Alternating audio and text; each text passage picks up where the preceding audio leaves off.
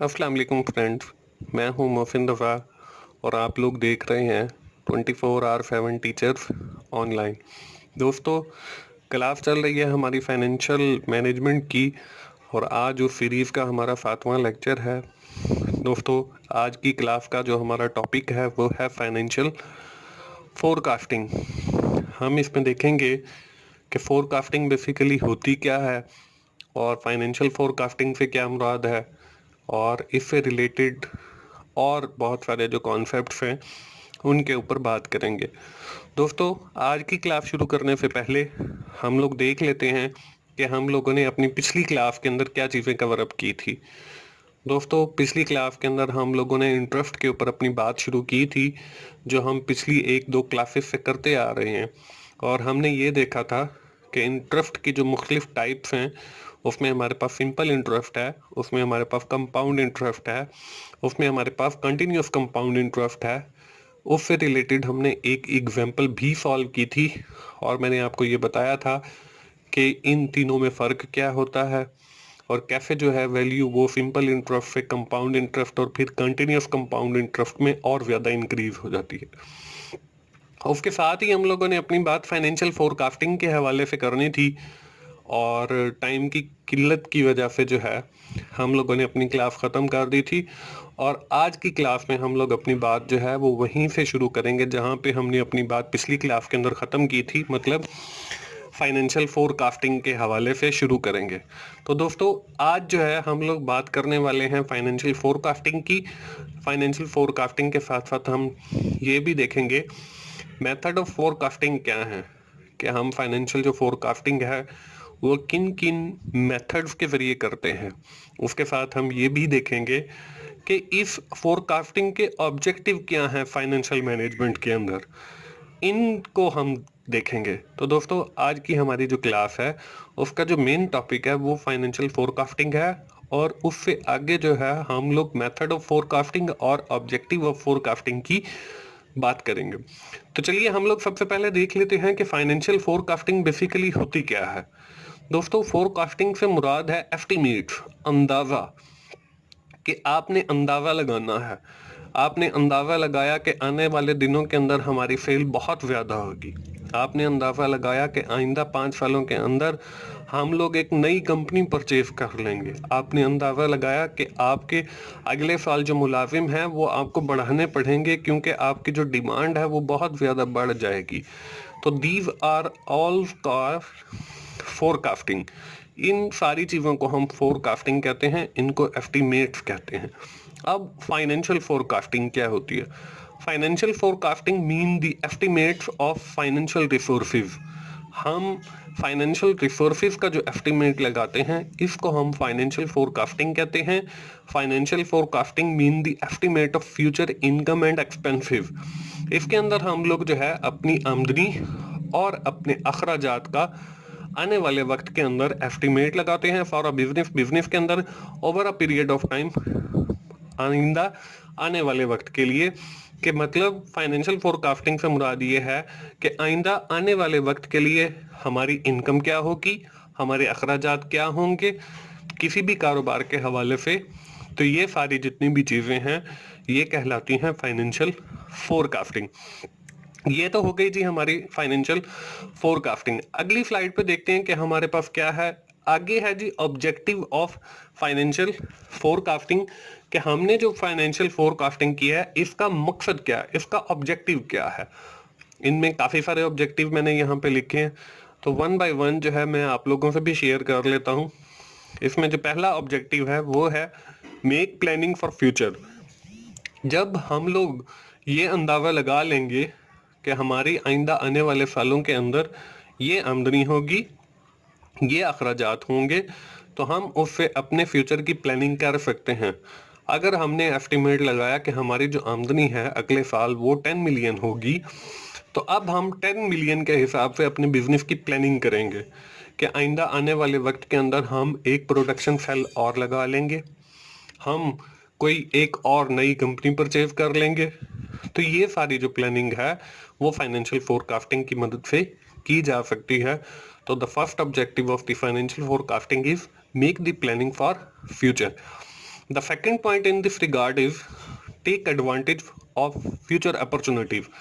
हमारे पास कई मौके आ जाते हैं, हमने कुछ और नया, अब एक मौका आ गया, एक कंपनी जो है वो 1 करोड़ रुपए की है, आपको वो आदमी due to some reason, due to some needs, वो आपको सस्ते में फरोख्त करके चला जाता है। तो ये आपके लिए एक अपॉर्चुनिटी है। अगर आपके पास ज़्यादा वाफर मिकदार के अंदर पैसे मौजूद हैं, फंड मौजूद हैं, तो आप इस अपॉर्चुनिटी को अवेल कर लेंगे। तो जब हम फाइनेंशियल फोरकास्टिंग कर रहे होते हैं तो वो हमें इस बात में भी मदद फराहम करती है कि वी कैन टेक अपॉर्चुनिटीज, हम जो है अपॉर्चुनिटीज को अवेल करें ज़्यादा से ज़्यादा और उनसे फ़ायदा उठाएं। तो इसके बाद जो हमारे पास थर्ड है, प्रिपेयर कंटीजेंसी प्लानिंग।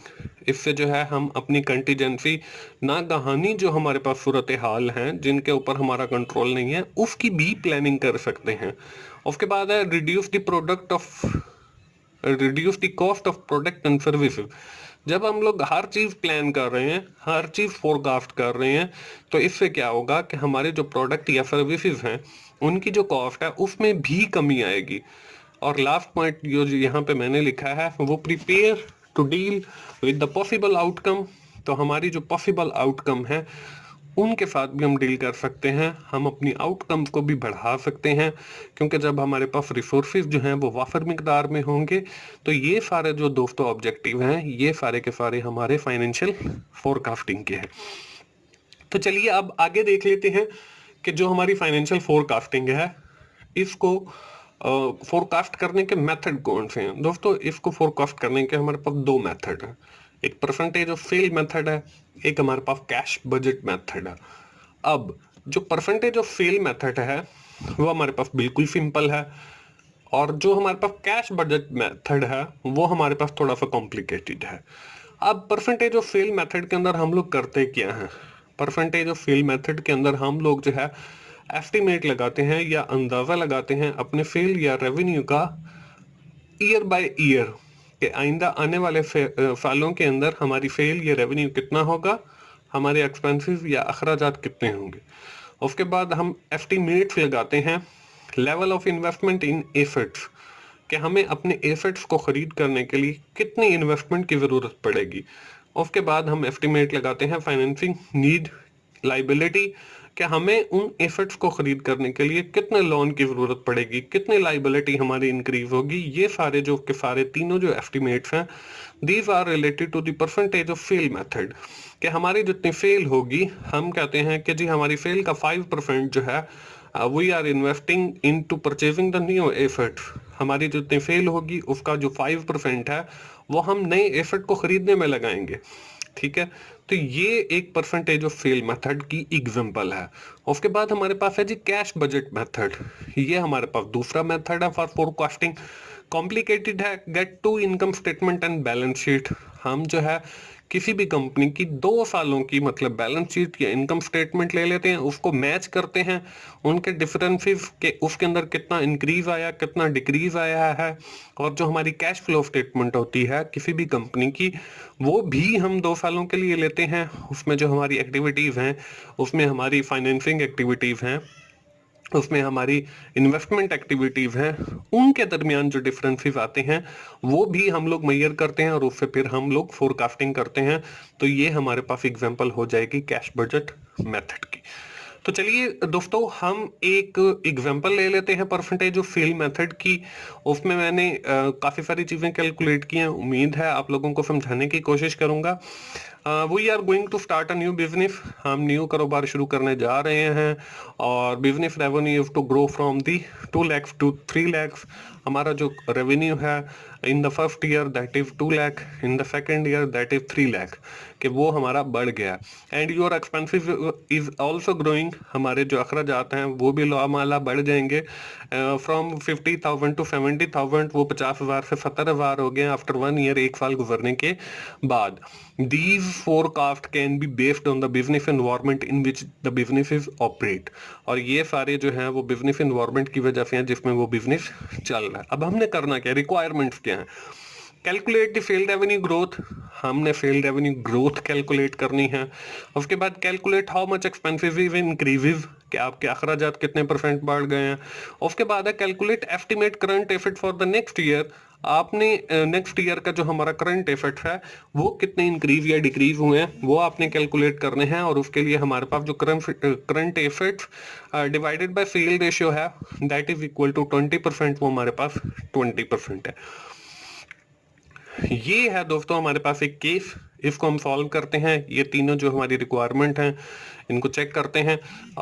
अगली स्लाइड के ऊपर आपको इनका सोल्यूशन नजर आ रहा है। फर्स्ट जो है वो फेल ग्रोथ मेथड है। फेल ग्रोथ कैलकुलेट करने के लिए हमें एक फॉर्मूला की ज़रूरत है। फॉर्मूला क्या है? करंट फेल माइनस हमारी प्रीवियस सेल, मतलब करंट ईयर की जो सेल है वो आ जाएगी माइनस प्रीवियस ईयर की सेल, और उसको हम डिवाइड करेंगे प्रीवियस ईयर की सेल के साथ और मल्टीप्लाई करेंगे 100 के साथ, तो हमें सेल ग्रोथ का पता चल जाएगा। अब देखें हमारे पास करंट ईयर की जो सेल है वो 3 लाख है। उसके बाद जो है हमारे पास पिछले साल की सेल वो हमारे पास 2 लाख है। तो अब देखें 3 लाख में से हमने 2 लाख को माइनस किया, हमारे पास 1 लाख आ गया। प्रीवियस ईयर सेल 2 लाख है, डिवाइड किया हमने 2 लाख से मल्टीप्लाई बाय 100। 3 लाख में से 2 लाख निकाला तो हमारे पास 1 लाख आ गया, और डिवाइडेड बाय 2 लाख और मल्टीप्लाई बाय 100। अब जब हमने इसको डिवीजन किया तो वो 0.5 आ गया, मल्टीप्लाई बाय 100 तो 50% आ गया। अब 50% जो है हमारी सेल जो है वो इंक्रीज हुई है। इसी तरह हमने कैलकुलेट करना है जी अपने एक्सपेंसेस के कितने इंक्रीज हुए हैं, उनको कैलकुलेट करने का भी तरीका फॉर्मूला ऑलमोस्ट सेम है। आपने सेल की बजाय जो है वो एक्सपेंसिव लगा देना है कि करंट ईयर के आपके एक्सपेंसिव कितने हैं माइनस आपके प्रीवियस ईयर के expensive divided by previous year expensive और मल्टीप्लाई बाय 100 आपका आ जाएगा। अब हमारे करंट ईयर के जो हैं वो 50,000 70,000 है, माइनस हमारा 50,000 आ जाएगा। यहाँ पे उलट लिखा हुआ है, 50,000 पहले लिखा हुआ है और माइनस 70,000, तो आपने 70,000 पहले लिखना है और 50,000 बाद में लिखना है, डिवाइडेड बाय 50,000।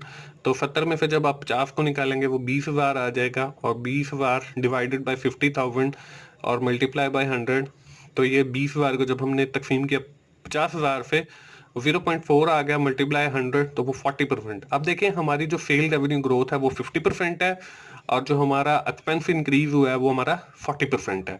अब हमने एफर्ट्स निकालने हैं, वो कैसे निकालेंगे? एफर्ट आ गए करंट ईयर के डिवाइडेड बाय करंट ईयर की सेल, और उसको आपने मल्टीप्लाई करना है estimated cell for the next year. अब देखें हमारे करंट ईयर के जो है वो 3 लाख के हैं, क्योंकि हमारे आगे और हमें कुछ नहीं बताया गया, सेल रेवेन्यू बताया गया, तो वो 3 लाख आ गया, मल्टीप्लाई बाय 20% वो हमें अलग से दिया गया है। तो 3 लाख बराबर 0.20 जो है वो हमने जब फीसद खत्म किया, मतलब डिवीजन बाय 100 किया, तो वो 0.2 आ गया। तो हमारे पास जो हमारे पास करंट एसेट आ जाते हैं वो हमारे 60,000 के इंक्रीज हो गए। तो दोस्तों ये है हमारे पास इसका सोल्यूशन। दोस्तों मुझे उम्मीद है आप लोगों को फोरकास्टिंग की समझ आ गई होगी, और उसके ऑब्जेक्टिव का भी पता चल गया होगा कि हम वो फोरकास्टिंग क्यों करते हैं और उसकी फाइनेंशियल मैनेजमेंट के अंदर क्या अहमियत है। उससे हम लोगों के जो ऑब्जेक्टिव पड़े हैं वो सारे अचीव हो जाते हैं। तो दोस्तों मुझे उम्मीद है आप लोगों को फाइनेंशियल अकाउंटिंग की समझ आ रही है। अगर आपको मेरी वीडियोस अच्छी लग रही हैं तो उन्हें लाइक कीजिए, अपने दोस्तों से शेयर कीजिए, और कमेंट की सूरत में अपना फीडबैक दीजिए। और मोहसिन भाई का चैनल 24/7 टीचर्स ऑनलाइन सब्सक्राइब कीजिए, ताकि मोहसिन भाई की हर वीडियो आप लोगों तक पहुंच सके और आप उससे सीख सकें। मोहसिन भाई को अगली क्लास तक के लिए इजाज़त दीजिए। थैंक यू वेरी मच दोस्तों, अल्लाह हाफिज़।